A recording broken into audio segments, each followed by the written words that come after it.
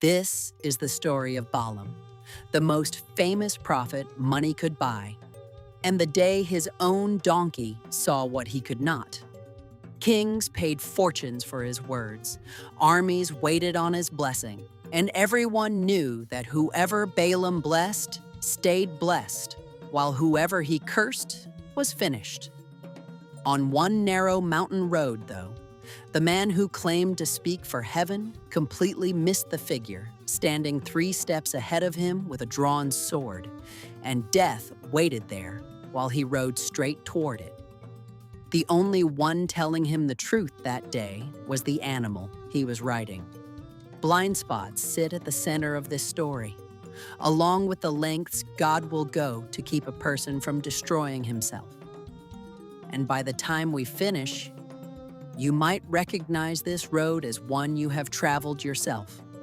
Israel, 2 million people fresh out of slavery, sits camped on the plains of Moab, and King Balak watches them from his palace in open terror.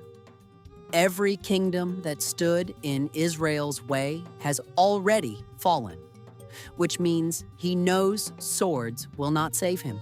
A different kind of weapon is what he reaches for. Balak sends for Balaam, the international man of prophecy, the consultant kings hire when they want heaven on their side, and the delegation arrives carrying important men, expensive gifts, and one simple contract. The message reads, "Come curse these people for me, because I know whoever you bless is blessed, and whoever you curse is cursed." The king invites him to name his price. Balaam's answer is where he starts to look like us, because he never says no. Instead, he says, "Let me pray about it." That night, God's answer leaves no room for interpretation, and it comes back as a command.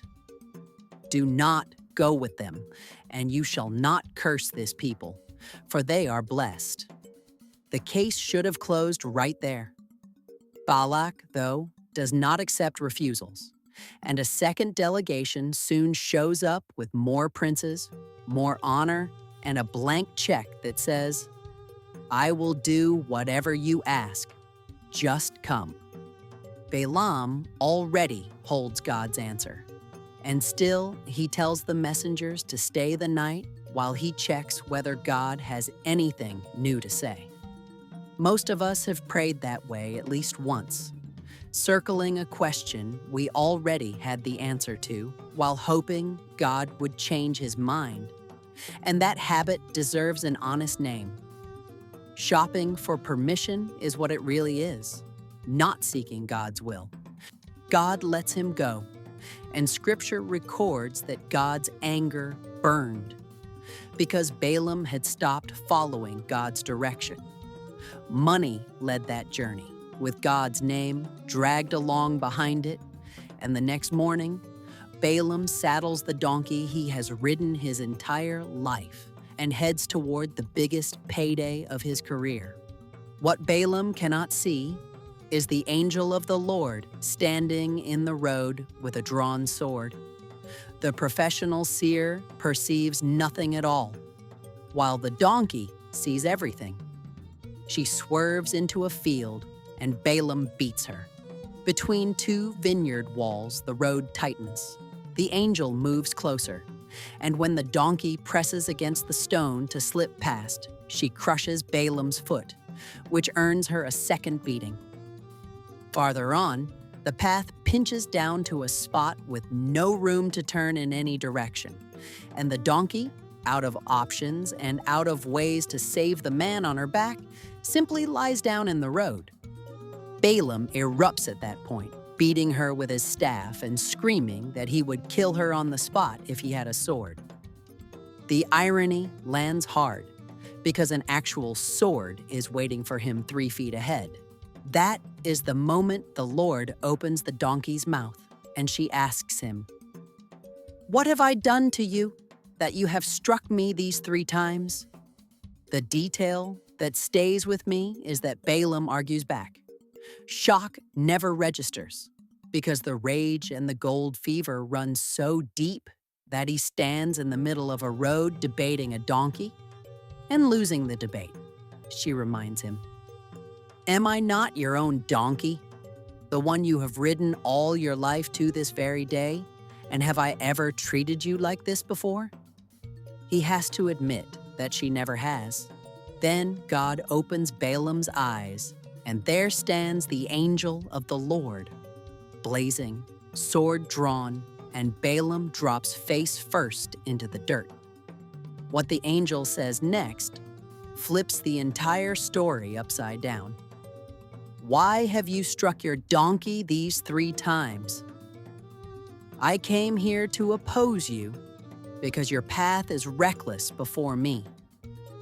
The donkey saw me and turned away 3 times, and if she had not turned away, I would have killed you by now and spared her."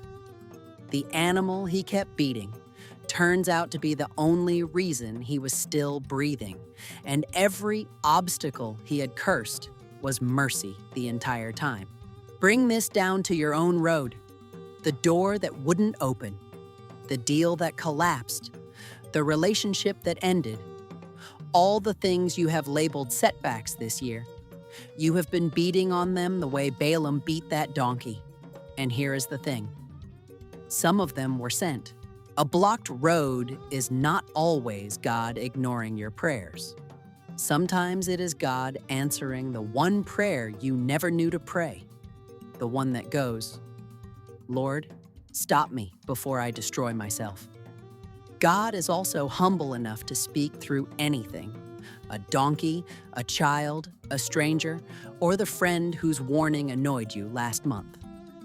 When pride gets to decide which voices count, you end up missing the one voice carrying your rescue. Balaam held the title while the donkey held the eyes. And a position is never the same thing as vision. Whether God is speaking was never the real question. The real issue is whether the thing you want so badly has made you deaf. If this story met you on your own narrow road today, pray these 7 words with me. Lord, open my eyes like you opened Balaam's. Type "open my eyes" in the comments because I read every single one and I will be praying over them this week. Send this to one person who has been fighting a closed door and subscribe with notifications on, because every week we bring another forgotten Bible story to life. God bless you, and the next time the road closes on you, look again before you swing.